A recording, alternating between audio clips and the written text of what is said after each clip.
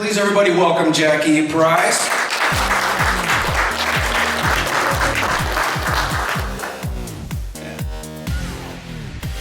So I'm really happy to be here. Thank you guys for inviting me again. But one of the reasons why I'm so happy and grateful to be asked to come to this event is because this is where the rubber hits the road.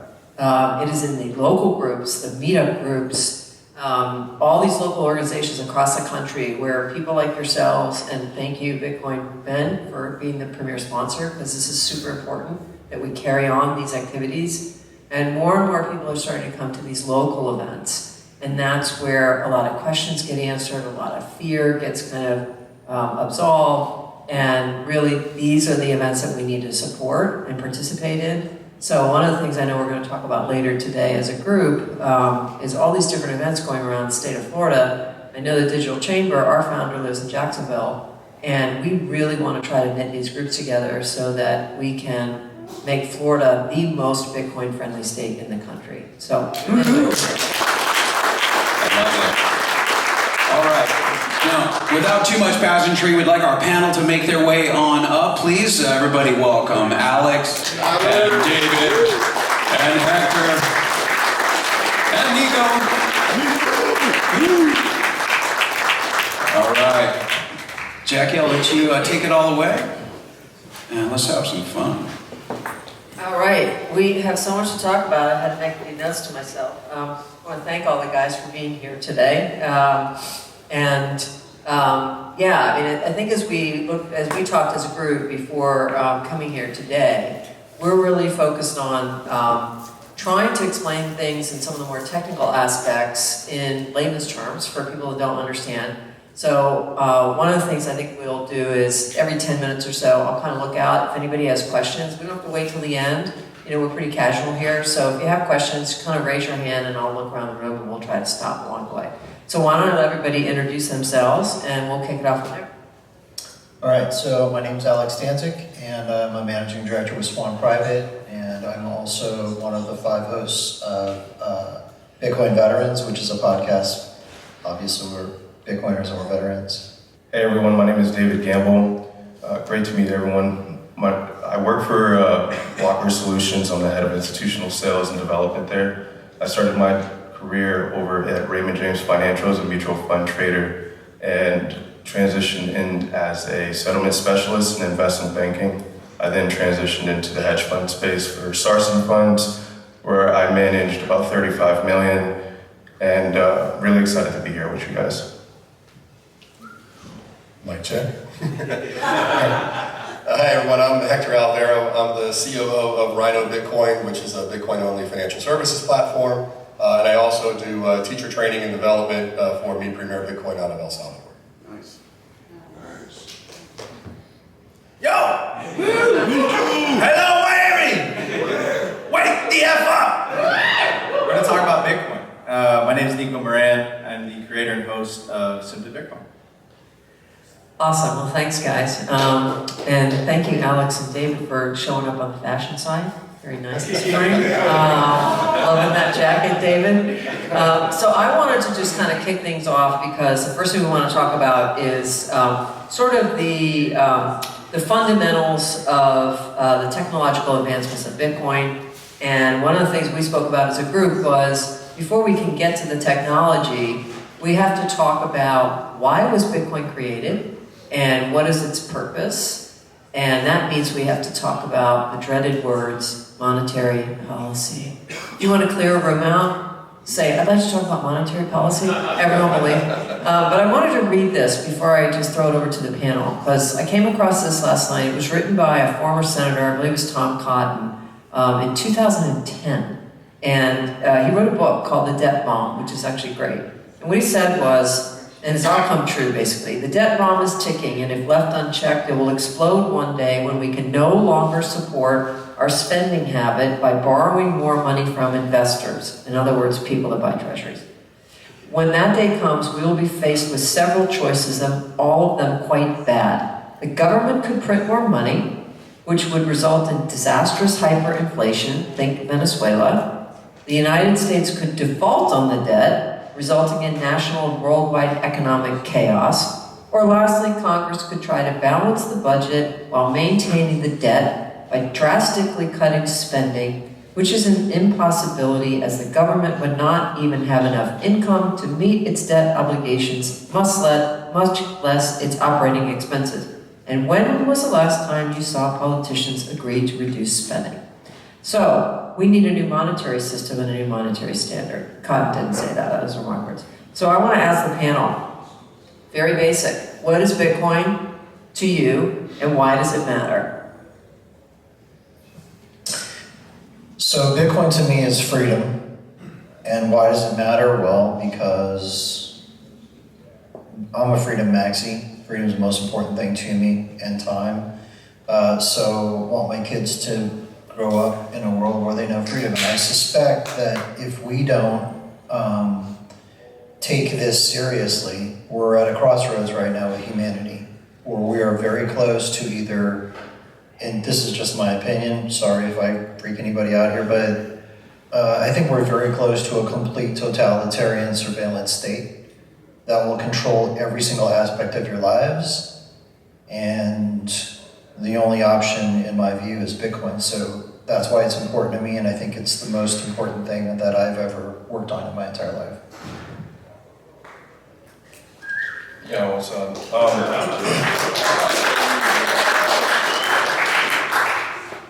Yeah, to me, Bitcoin, what a Bitcoin is a lot like what it was in its past, right? And I start there and I say, the famous word chancellor on brink of bailout, right? Bitcoin is history, right? So outside of just money, Bitcoin has so many other properties than just money, right? It is historically it is the best clock that we've ever seen. It is altruistic. It is freedom. It is a way that we see a path forward in the best and most open source form of technology we've ever seen, right? So I think Bitcoin, there's huge development, but also there is great foundation that we're starting to build on right now. So Bitcoin is altruistic, Bitcoin is freedom, Bitcoin is, egregious, it's everything.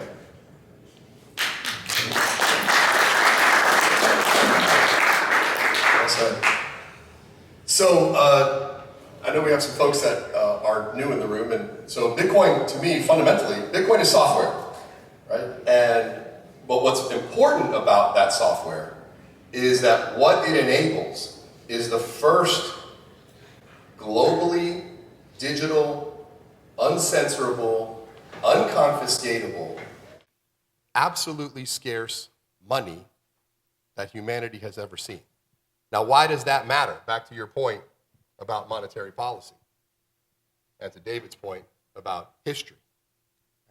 Throughout the entirety of human history, when it comes to money, there has been a constant, and that is that the ability to be able to create money at the expense of others has proven to be a power that human beings have not ever been able to resist. So whether we're talking about what the author wrote in The Debt Bomb, or whether we are talking about Germany 100 years ago, or whether we are talking about the Romans 2,000 years ago, and probably many, many other examples that those in this room could cite, if someone, to quote a person who I happen to know who runs the most popular daily Bitcoin podcast on earth, said that when someone has the ability to print money for free... Dude, you took my line, bro. I only have that line. You have so many. That someone else has to work for, right? They're able to exploit that person's time and energy for their own benefits. And ultimately money, because that's what this is really about, right? What is money, right? Money is simply a proxy for human time and energy.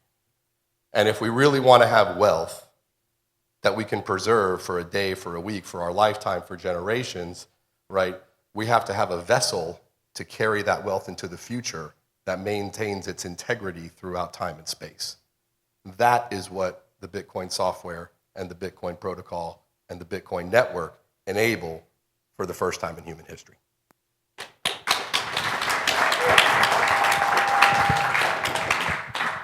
All right, I see what the conference organizers did. They've thrown me a curveball twice. I get it now because I'm at the end of the panel, so I have to like come up with like even more original thought. All right, here we go. So all these gentlemen and the lady, of course, I think they summarized it perfectly. What is Bitcoin? I'm going to take a different approach. Bitcoin is hope. Bitcoin is optimism. Bitcoin is opportunity. Bitcoin is prosperity. What is on the other side of the equation, and make no mistake, you're going to have two choices. I always say Bitcoin or slavery. You're going to have a choice between Bitcoin, which just represents freedom, represents hope, and you're going to have a choice between that and fiat. Fiat is nihilism. Fiat is war. Fiat is poverty. I fundamentally believe all the things that we're experiencing today as a society boils down to broken money. The base layer of society is fundamentally corrupted, and Bitcoin fixes this. That's really what it's about. And to add to Hector's point, for the first time in human history, we have a money that another human being can't create for free. So when you always hear this from like the politicians, like, Bitcoin's private, the dollar is this public money, that's total BS. Because Bitcoin, doesn't matter who you are, doesn't matter if you're the emperor, the president, Congress, whatever, if you want to make more Bitcoin, you have to get in line like everybody else. You have to spend money to get the miners. You have to mine that Bitcoin. And if you contrast that with how the current system works, there's a bureaucratic elite in Washington, D.C., basically every country around the world, that have the very special privilege of being able to create money for free that the rest of us have to work for. And if you want to know why they treat us like peasants, that's essentially why. It's a system based on theft. And that's what Bitcoin fixes. Bitcoin is the silent protest. Bitcoin is the peaceful revolution. And unlike the rest of the revolutions, all you have to do to partake in it, to become a revolutionary, is just take self-custody. That's all you got to do. And if enough of us do it, we win, and there's absolutely nothing they could do about it.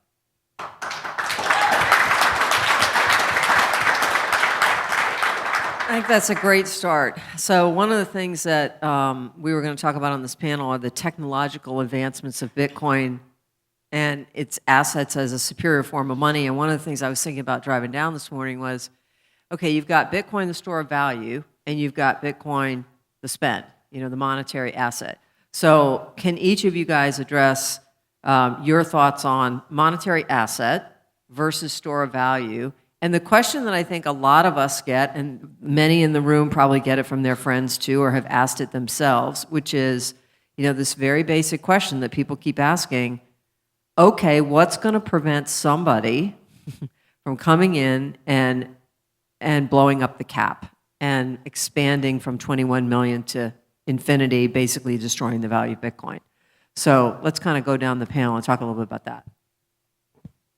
So this concern that someone is just going to change Bitcoin and all of a sudden, I think I've seen Jamie Dimon say this. Was it Dimon? Yeah. At one of the WEF interviews where they're asking him about it, and he's like, well, Satoshi's going to just show up one day and be like, surprise, we're going to make it 42 million instead. So the interesting thing about Bitcoin is that from the very first block, the Genesis block, as soon as the whole protocol was initiated, that kind of set in stone Bitcoin's protocol. And from that point on, the way that the halving works, everything that goes into how Bitcoin operates just ensures that there will never be more than 21 million. So why is this important, and how does that differ from the fiat system that we have today? Well, as we all know, in the fiat system, they just keep printing, right? I think it was 211 years to print the first $1 trillion in the United States of America.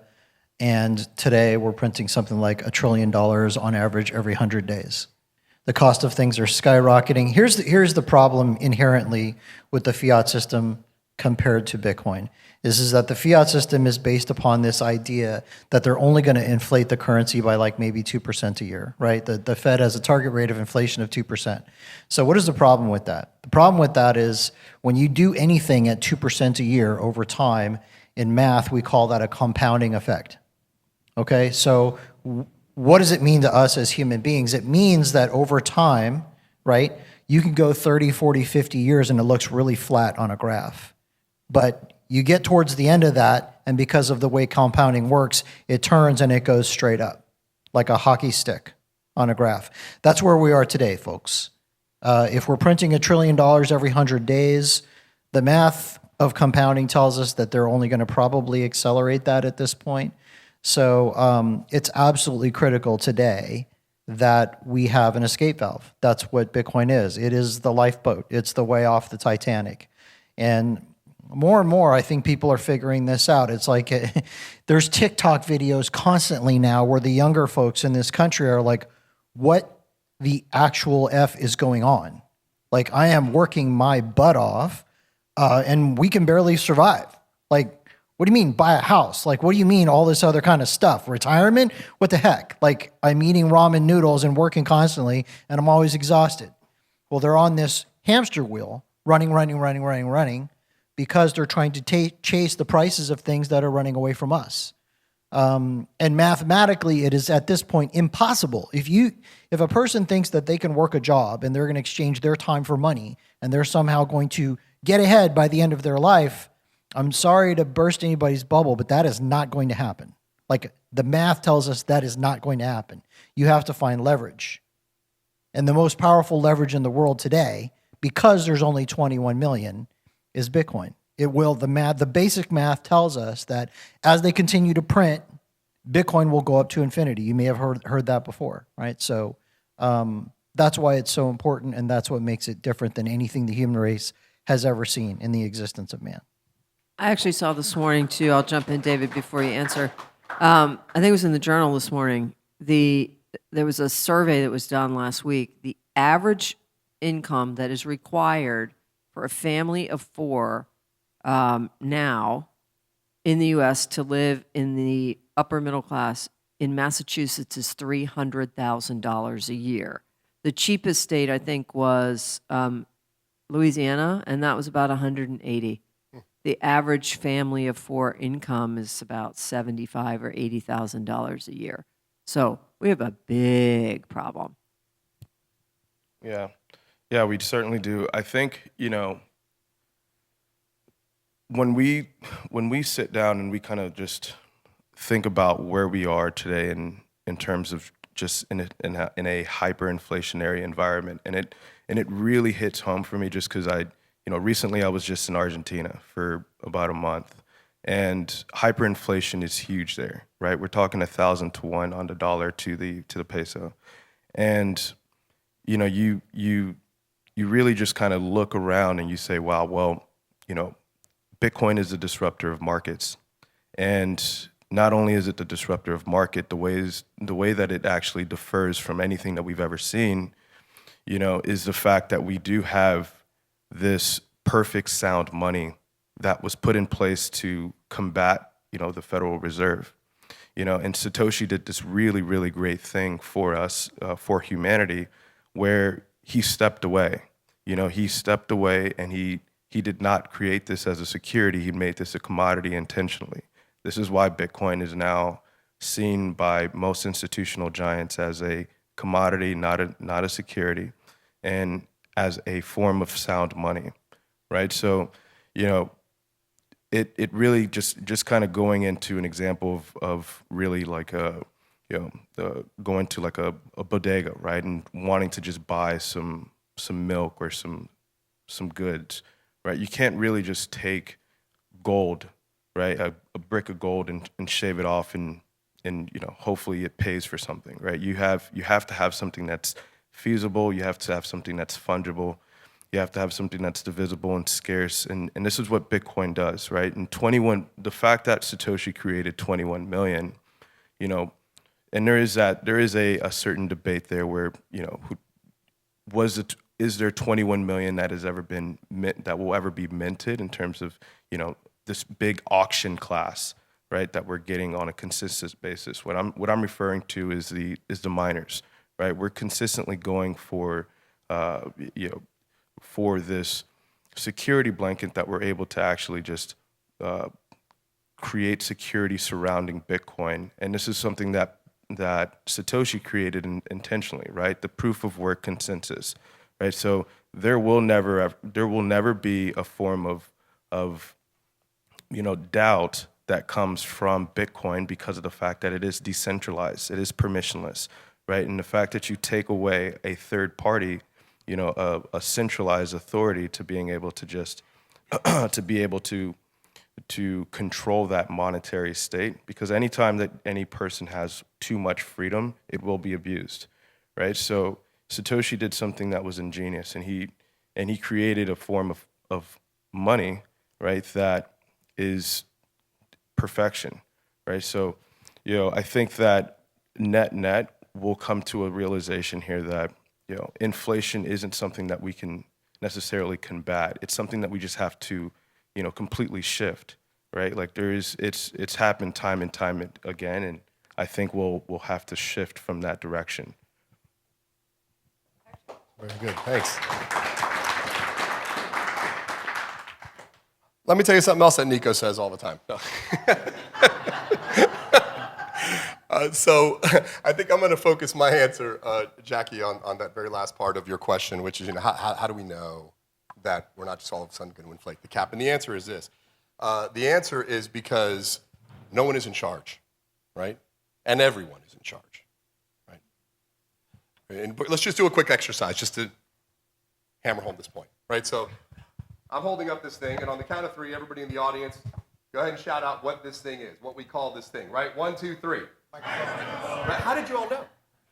How did you all know to say, to utter those mouth sounds, right, from your head all at the same time? Because we have all agreed, right, on this meta-technology that we call the English language. And we have all agreed that this particular shape of thing, right, equals microphone. So without any prompting, you had to do why? Because there is a consensus that has been built around all of the users of this technology called the English language that we agree that that's what this is. Why? Because it facilitates more efficient, frictionless communication, right? Bitcoin works in exactly the same way, right? Every individual who runs a copy of the Bitcoin software on their computer, right, opts in to the rules of that protocol. Right now, if Nico and we decide all of a sudden, hey, Nico, guess what? You know what? We're going to start going around and we're going to start calling this thing a paper. We're going to call it paper. And Nico and I say, paper, paper, paper, paper, paper, paper. Well, when y'all are around in the street talking to each other, are you going to start calling this thing paper, or are you still going to call it a microphone? Right? Because no matter what Nico and I say to each other, everybody else is not going to agree. Right? So unless everybody agrees on what the rules are, the rules don't change. That is how Bitcoin works. And because everybody can check those rules, nobody can cheat the rules, and nobody can change the rules. And that's why, whether it is a rich person who has a lot of Bitcoin, or a government with a large military, or Satoshi themselves, they don't have the ability to change the rules of Bitcoin, including how many Bitcoin are going to exist, unless we all agree, because we are all Bitcoin. What we agree on, just like this microphone.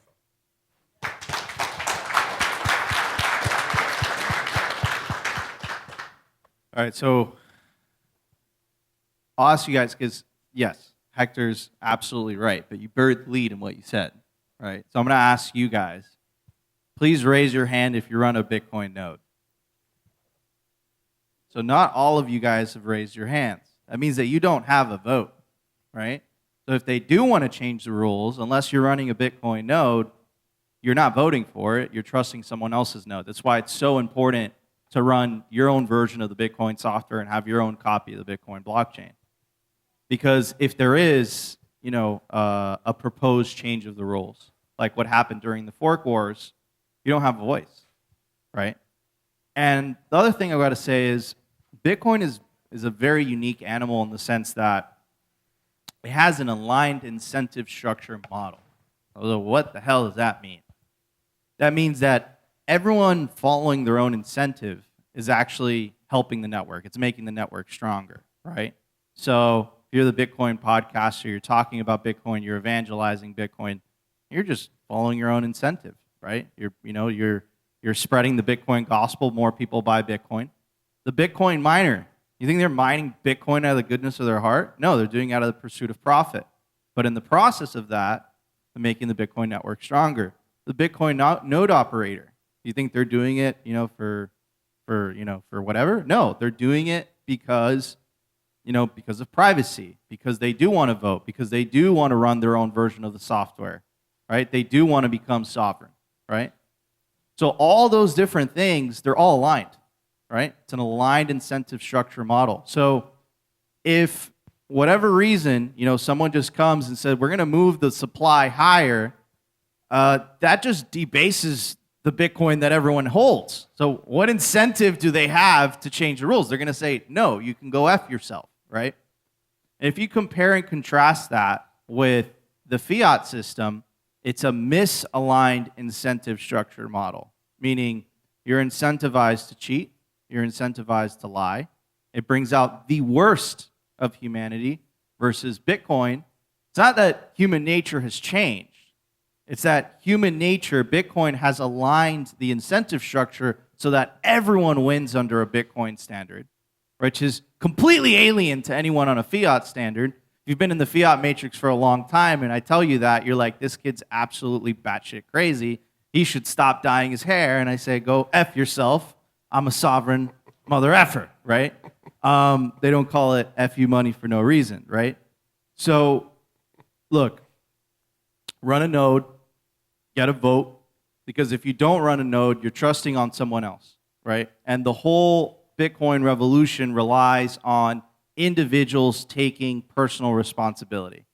Taking personal responsibility to take self-custody and taking personal responsibility to run your own version of the Bitcoin software and have your own copy of the Bitcoin blockchain. Because if you do those two things, if for whatever reason an attack comes and they want to change the rules of Bitcoin, you have a voice to say, nah, I don't want to do that. And by the way, this has happened before. Bitcoin has gone through this type of stress test.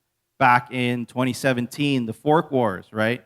The largest consortium of some of the biggest Bitcoin mining manufacturers. I'm not going to name any names. Jihan. But they came together and they tried to change the rules of Bitcoin.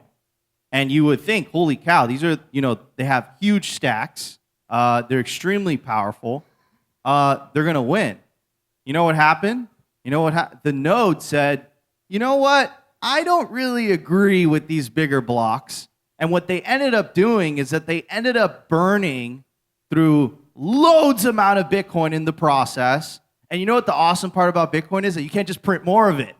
So they just ended up with a lot less Bitcoin, trying to force the rule change on everybody else. And it boiled up to the point that Jihan rage quit Twitter and he said, F your mother, right? And then Roger Ver started flicking certain people off, right? So that's what happens when you try to force change the system and not everyone else agrees. Now, if you compare and contrast that with the fiat system, all you need is a couple bureaucrats in Washington, D.C. to do, and we all have to go along for the ride, right? Bitcoin is different, but remember, if you're not running your own Bitcoin node, if you're not taking Bitcoin to self-custody, you're not really partaking in this. You think you are, but you're not. So take the time to learn a little bit of personal responsibility. If enough of us do it, we'll win, and there's nothing they can do about it. Nice.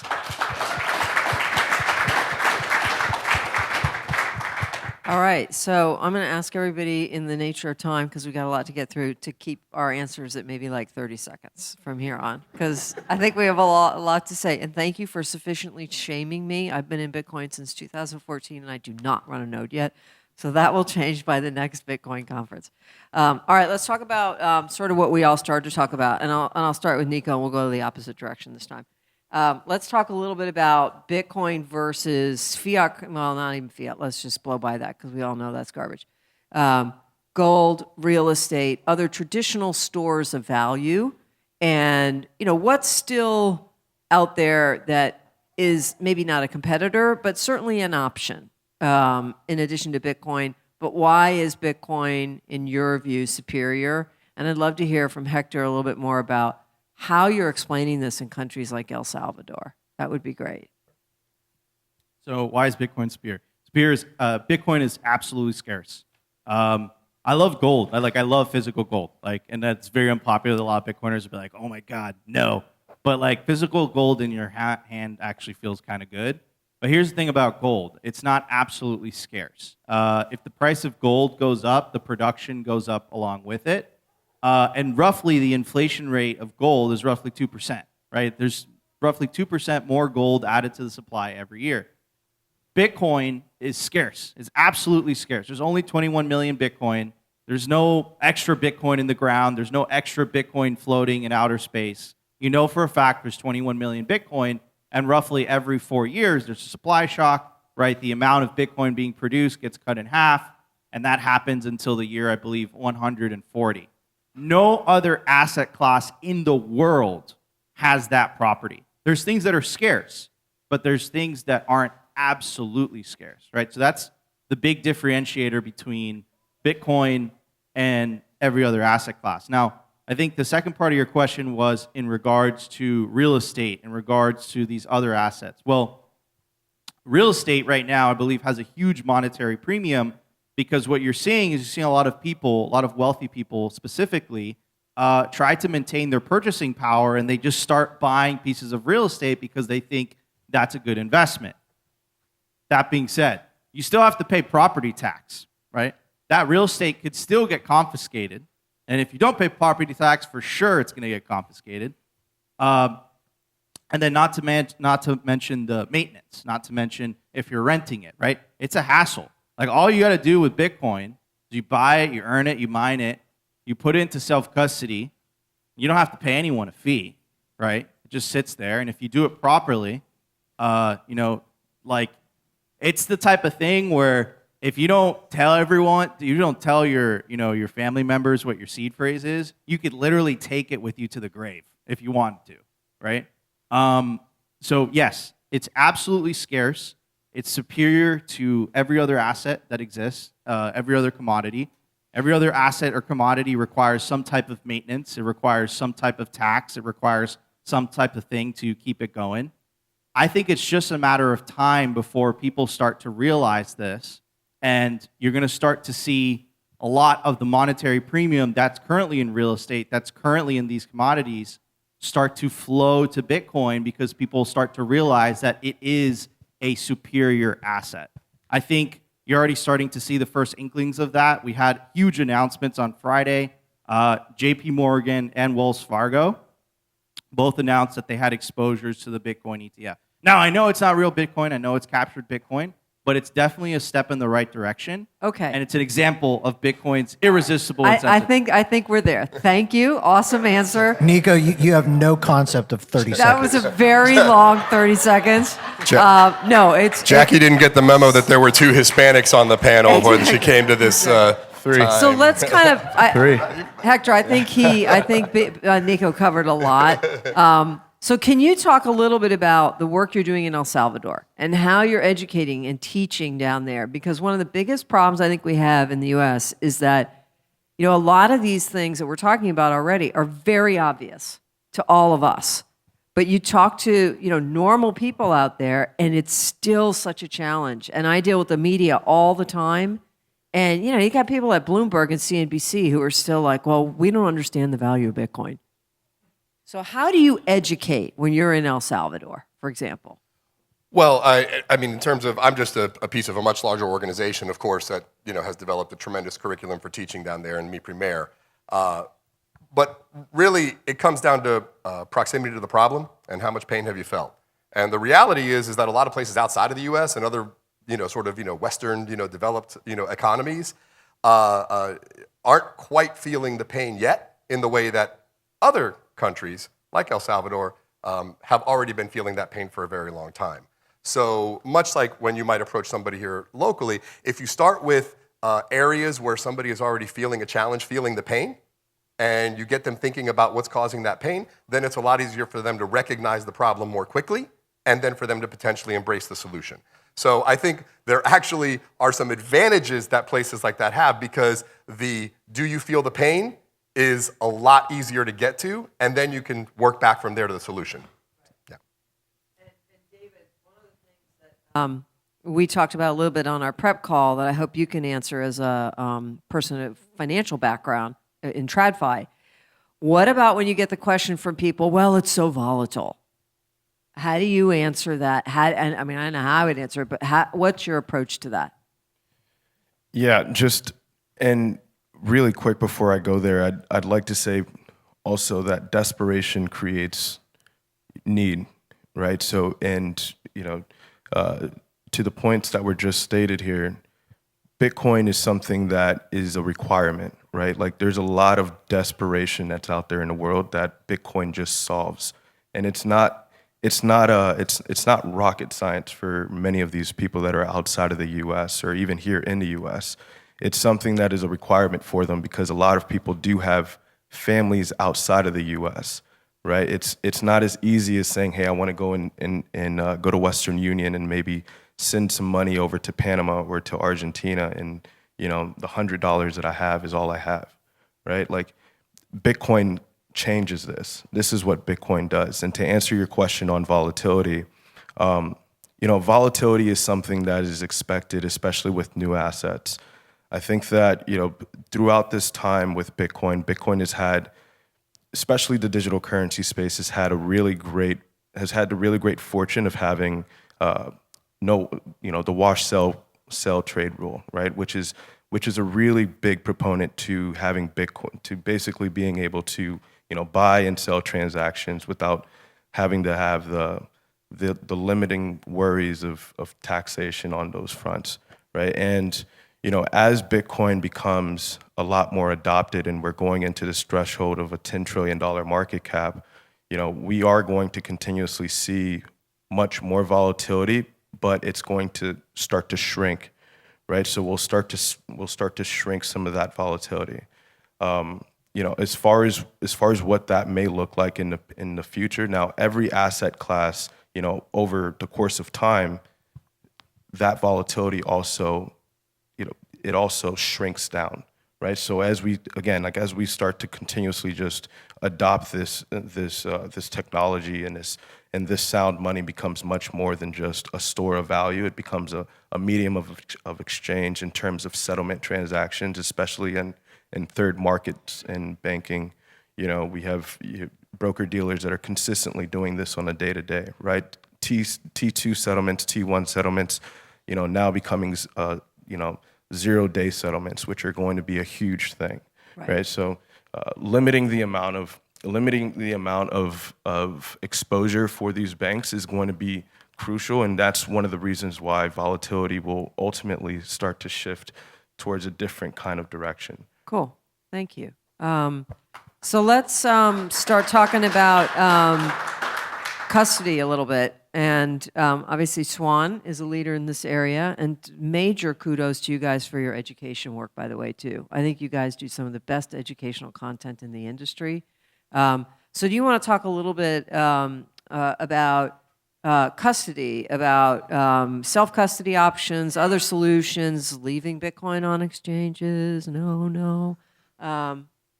Custody. Sure, custody. So custody means who's holding your Bitcoin. In the traditional system that we're accustomed to today, we've got decades of experience as human beings where the banks hold our money, the brokers hold our stocks, and the IRA custodians hold our IRA assets, right? So Bitcoin, one of the amazing things about it is you can hold it yourself. You can basically be your own bank.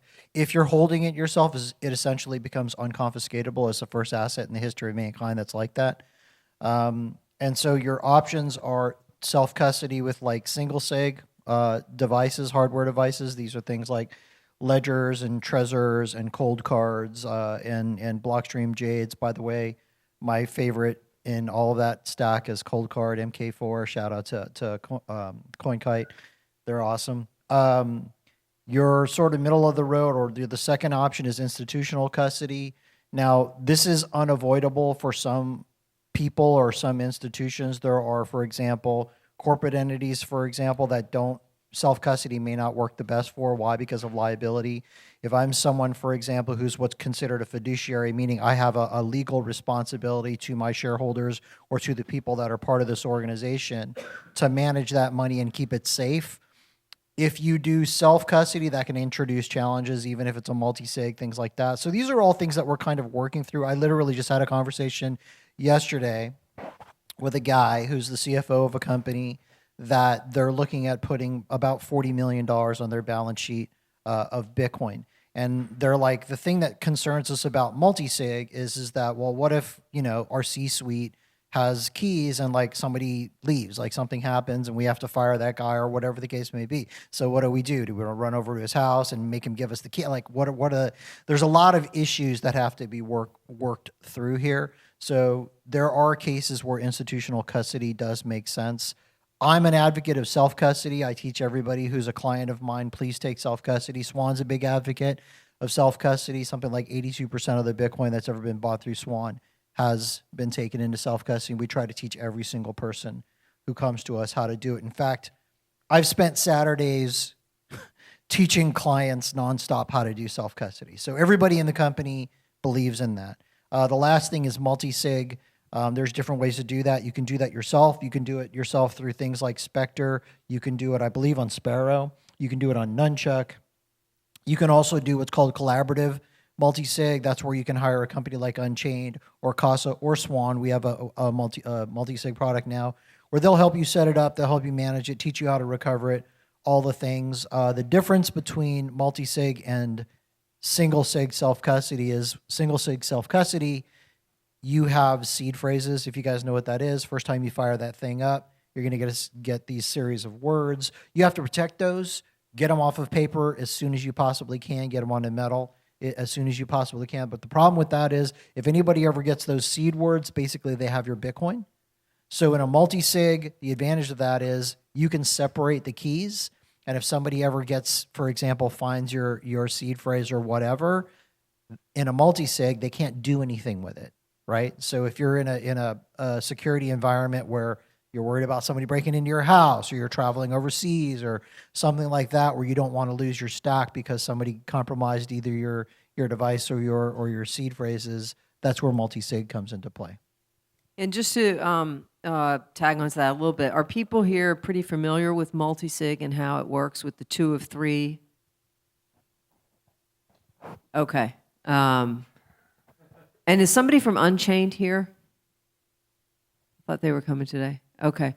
Yeah, that's a pretty important issue because one of the things that we get asked at the chamber a lot is, well, what if the government tries to seize people's Bitcoin and seize it through the custodians? Because that's where the Wells notices, which are notifications from the SEC, to exchanges are going out basically saying you're operating illegally because you're listing things that are securities like Ethereum and stuff like that. And the concern is over time, could the government and the SEC or the Treasury come in and try to seize Bitcoin from custodians? So quickly, let's kind of go down the line and talk a little bit about that. The short answer is yes.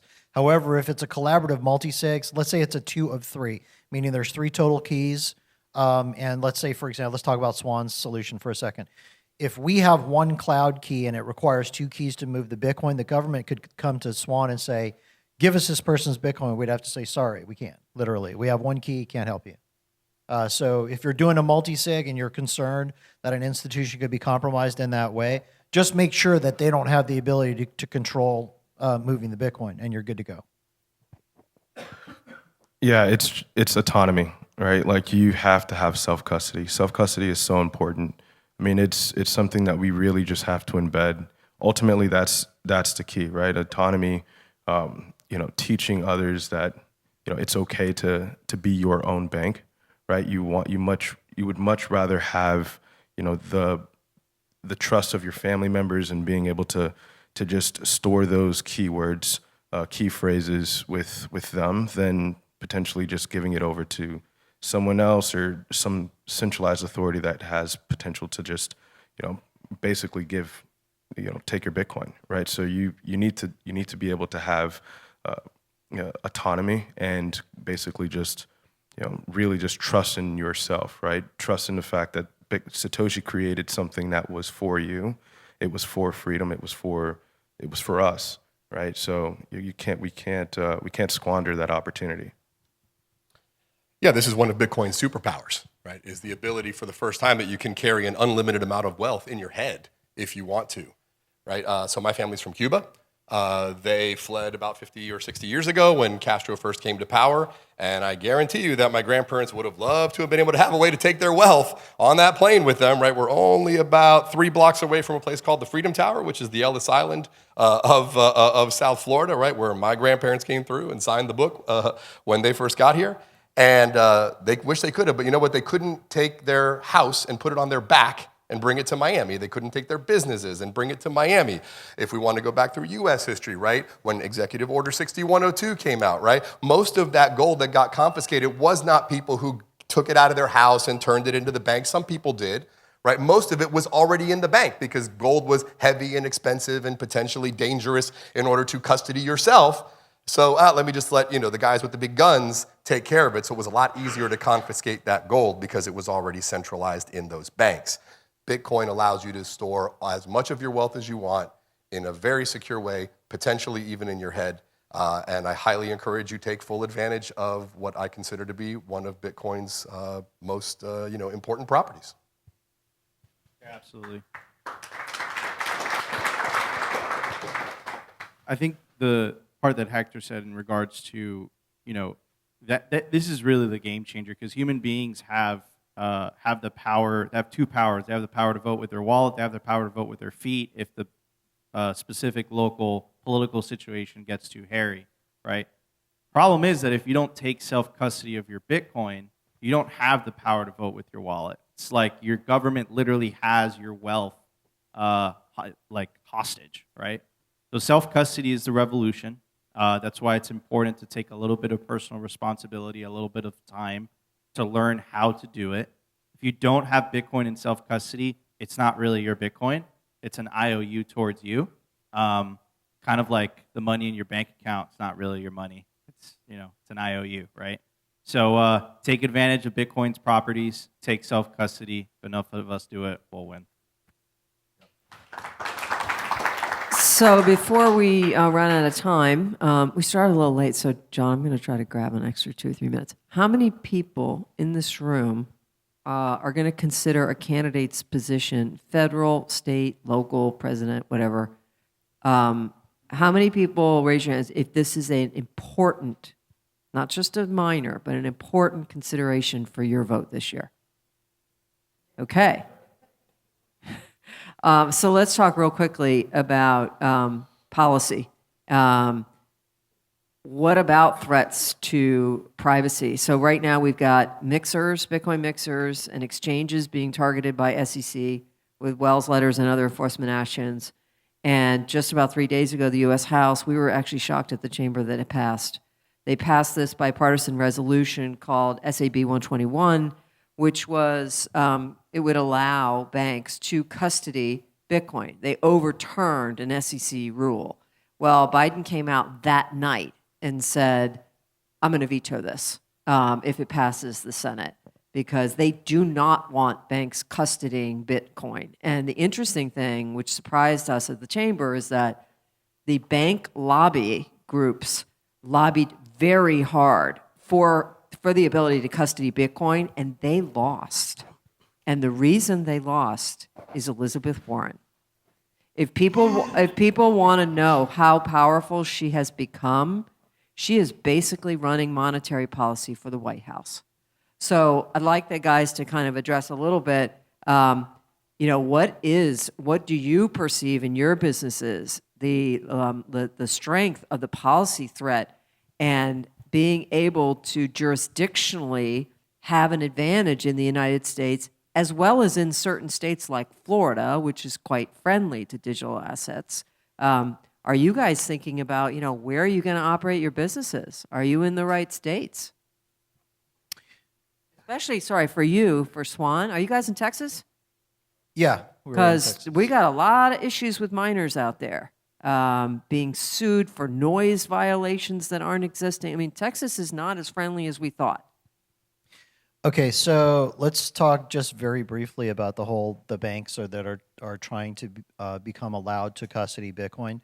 There's two parts of that. I mean, it cracks me up because Jamie Dimon absolutely hates Bitcoin, right? I think one of the reasons he hates Bitcoin is that he's in charge of one of the largest banks in the world. They have no horse in this race. Basically, they're sucking. They're the dinosaurs looking up at the sky, and they're watching the meteor coming in.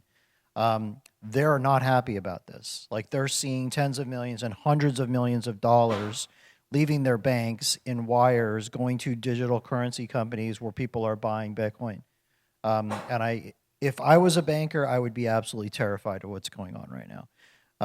That's the first part. So I think they realize they have to at some point try to custody Bitcoin. Otherwise, I think some of them are smart enough to know that their demise is imminent. They're going to have to figure out something to change their business model to stay relevant moving forward into the future. So on to policy. You had mentioned that the on-ramps are under attack and that this might be an issue. So I'm going to say that if you guys are familiar with the Bank of International Settlements, it's called the BIS, they issued a playbook several years ago where they talked about all the things that countries in the West have to do to try to contain Bitcoin. They also admitted at some point, they're like, look, we can't stop this thing. The best we can possibly do is try to mitigate it, right? So the two parts of this, back to the banking thing, the reason I think that they won't allow the banks to custody Bitcoin is because if they do that, it is an implicit acknowledgement that Bitcoin is the equivalent to the United States dollar, right? And that's probably not great if you're trying to maintain the fiat monetary system. At that point, it's like, okay, well, I guess it's money, right? And I don't think that the folks in charge of fiat want that. The second thing is that you mentioned that there's Wells notices being issued and sort of Bitcoin on-ramps are being attacked. Yes and no. I'm seeing this in two different places. One is Wells notices are being issued to entities that are essentially operating and transacting US dollars for Bitcoin in states where they do not have what's called a money transmitter licenses or MTLs, okay? Any entity that has MTLs, any entity that's doing this and meets all the regulatory requirements, I don't really think that there's a lot of issues there. Swan, for example, is a Bitcoin-only company. That is not an accident. We knew years ago that at some point, everything except for Bitcoin is probably going to be classified as a security, right? So this is where Coinbase is being attacked. Coinbase is being sued by the SEC for basically, if the SEC gets their way, I think they're starting to lay the groundwork to basically say that you have been making a market in unregistered securities for years. That is clearly against the law. So we're going to come after you for that. So the two areas that I think, and I'm not talking about the privacy stuff. That's a completely different subject. But I'm just talking about the on-ramps, off-ramps.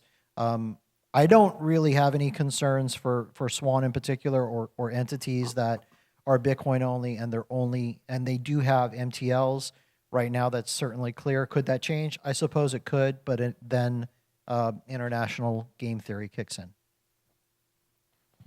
Yeah, really well said, man.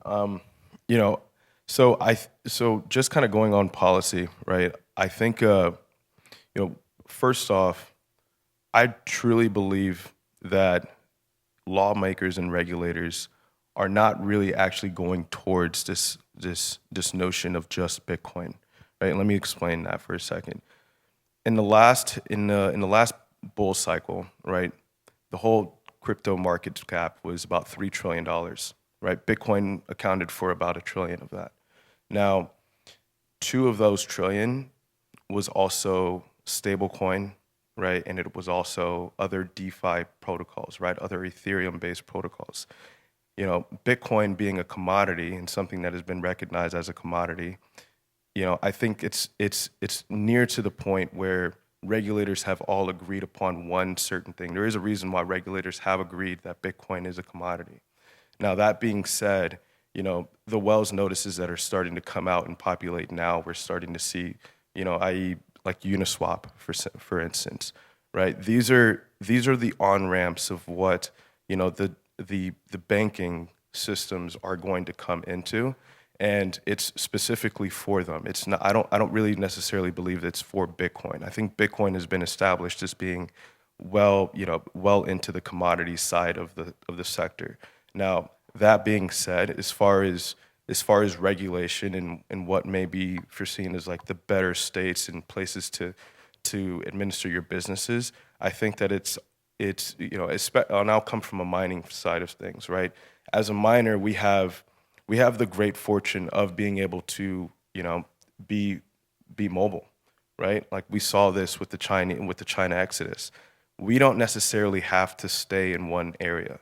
We can go wherever we want, right? And the great thing about, the mining sector is that we're consistently being vigilant about where we can see the best form of energy or the best utility of energy. Maybe it might be off grid. Maybe it might be, stranded energy that might be in Patagonia for instance, right? Who knows, right? But the point is that while the U.S. has this, right now we are in this race, and we're in a race, not just with, internally within the United States. We're in a race with everyone, right? So I think, it is of benefit for the U.S. to kind of embrace this, but also we have to acknowledge that they have a job to do. At the end of the day, Gary Gensler, this is the most pivotal point in history, right? This is the building blocks of what we are going to see for the foreseeable future. There is no going backwards from this. Everyone will have their historical place marker right now, right here, and this is that moment. These guys spoke beautifully to the idea of policy and those there and the business element of it. I'll speak maybe to the other part of your question quickly around how you make decisions about the future of our leadership in our country. Everybody should vote based on what they think is more important. I would ask you, as part of that calculus, to consider that politics is downstream from culture and culture is downstream from economics, right? And as you're making that decision, think about what issues are going to be most critical to the widest swath of areas of impact in your life. And I would say that those are the economic areas, and the core of economics is money with high integrity. And so you should be thinking as part of that calculus to make sure that you're striking at the root of what's going to have the biggest impact in your life, which is economics, and maybe focus a little less on hacking at the leaves, which might be some of the political elements.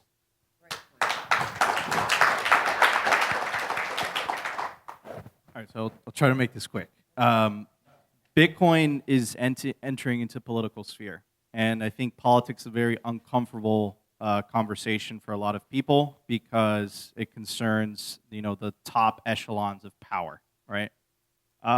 Right now, we have really three choices in front of us.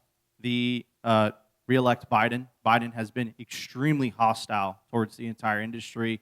The proposed 30% income tax, there is a report, presidential economic report that comes out yearly. They dedicated 20 entire pages making the case for central bank digital currencies, bashing Bitcoin, not to mention Operation Choke Point 2.0, the fact that Caitlin Long's bank, Custodia Bank, didn't get a federal banking charter, even though it's fully reserved, unlike most banks.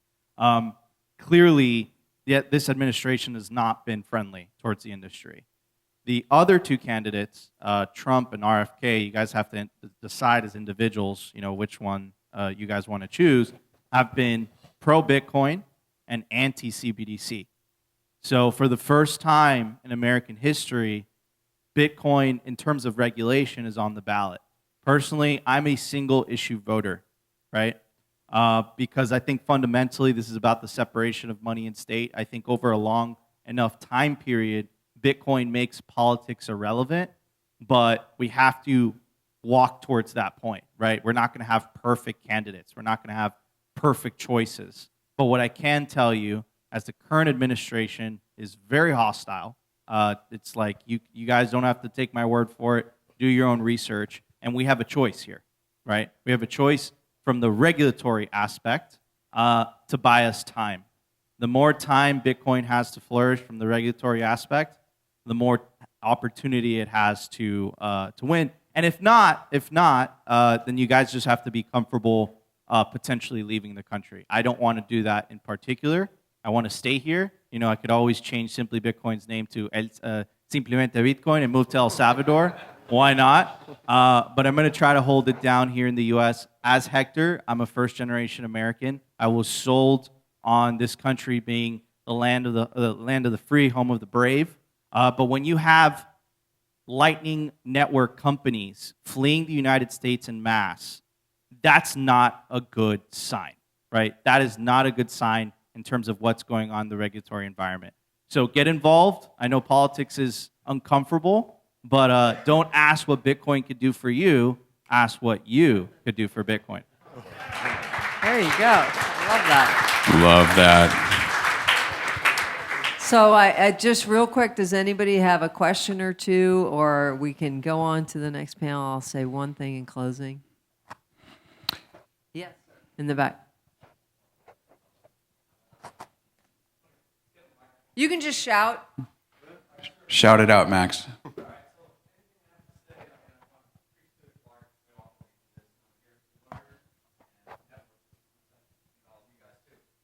So my question is this. I want to, so to speak, respectfully test your intelligence, because you're telling us everything and everyone's applauding, and I'm a believer in three things, and you can boo if you want.